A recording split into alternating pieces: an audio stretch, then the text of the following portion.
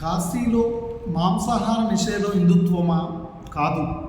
అది ఆర్యనిజం, అది యురేషియనిజం, అది విదేశీయుల 3% మాత్రమే ఉన్న విదేశాల నుంచి భారతదేశంలో వచ్చి పాలకులుగా ఉన్న తత్వం అది. దేశంలో కూడా ఆంధ్రప్రదేశ్లో, తెలంగాణలో అయినా కూడా, తమిళనాడులో, కేరళలో, కర్ణాటకలో అయినా, దేశమంతటిలో అయినా కూడా ఎక్కడైనా మాంసాహార నిషేధం అది హిందుత్వం కాదు, అది ఆర్యనిజం, యురేషియనిజం. 3% విదేశీయుల భారతీయుల మీద చేస్తున్న కుట్ర. సత్యం ఒక్కటే దేశమంతటిలో, ప్రపంచమంతటా. సత్యాన్ని నిర్ధారించేది జ్ఞానులు, అంటే చదువుకున్న వాళ్ళు, యూనివర్సిటీలలో చదువుకున్న వాళ్ళు. పూజలు చేసే యురేషియన్ ఆర్యన్లు కాదు. బహుదేవతలను పూజించటం అనేది ఒకే దేవుడు అనే సత్యానికి విరుద్ధం. తంత్రశాస్త్రం ప్రకారం పూజించే దేవతలకు మధ్య మాంసాలు నైవేద్యంగా ఇస్తారు. ఇది భారతదేశంలో జరుగుతున్నది.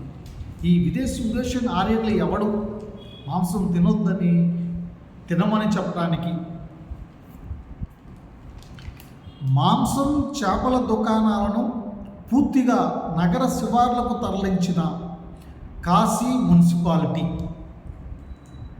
ఈ నిర్ణయం వెనుక కేవలం ఆధ్యాత్మిక కాదు, ఆర్థిక వ్యాపారాలు ఉన్నాయి ఇక్కడ.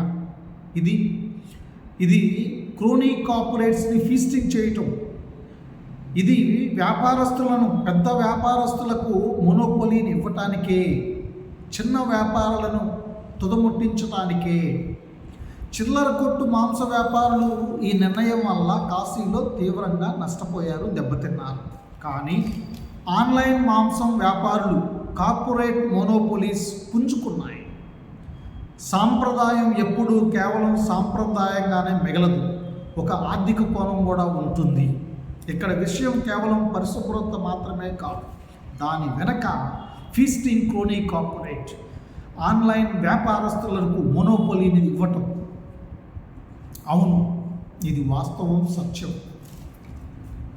కాశీలో నివసించే బెంగాలీ, ఒరిస్సా, మైథిలి బ్రాహ్మణులు, కాశ్మీరీ పండిట్లు మాంసాహారులు. వీళ్ళు మాంసం భక్షిస్తారు. ఇది యురేషియన్ ఆర్యన్ విదేశీ మతం పేరుతో జరుగుతున్న ఒక కొత్త నిర్వచనం. ఒక కార్పొరేట్ వ్యాపార ఆధిపత్యం చోటు చేసుకోవడానికి బీజేపీ, ఆర్ఎస్ఎస్ చేస్తున్న కుట్ర. దానికి కాంగ్రెస్ రేవంత్ రెడ్డి, టీడీపీ చంద్రబాబు, జనసేన పవన్ కళ్యాణ్ సహకరిస్తున్నారు. గుడులలో అగమ పూజా విధానంతో పాటు తాంత్రిక పూజా విధానం పక్కనే వర్ధిల్లింది భారతదేశంలో.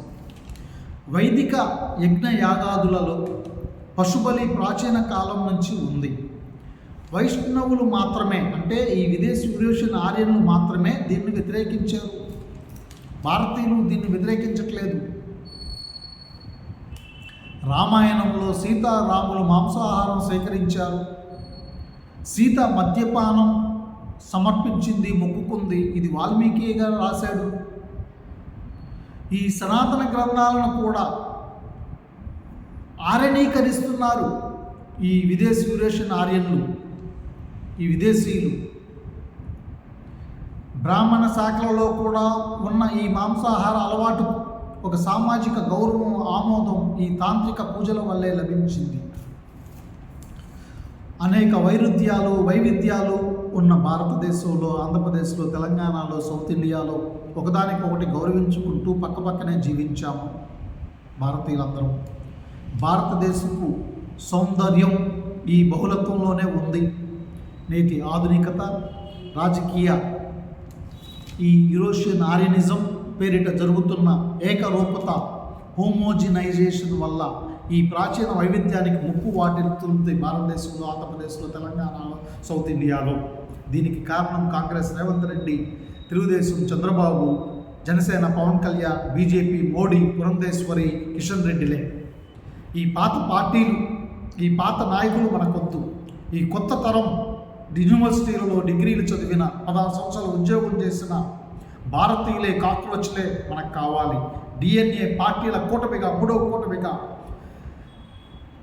ఆనాడు జేపీ ఇందిరాగాంధీని ఎమర్జెన్సీని వ్యతిరేకించి ఓడించారు.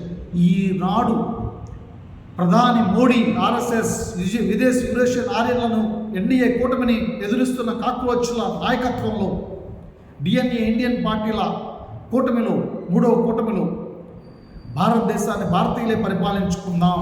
మాంసాహార నిషేధం హిందుత్వం కాదు. మాంసాహార నిషేధం ఫీస్టింగ్ క్రోనీ కార్పొరేట్స్ విదేశీ యూరేషియన్ ఆర్యన్ల కుట్ర అని తెలియపరుద్దాం. భారతదేశానికి, ప్రపంచానికి రమ్మని పిలుపునిస్తున్న బూరగ రత్నం, ఎల్జేడి లోక్తాంత్రిక్ జనతా.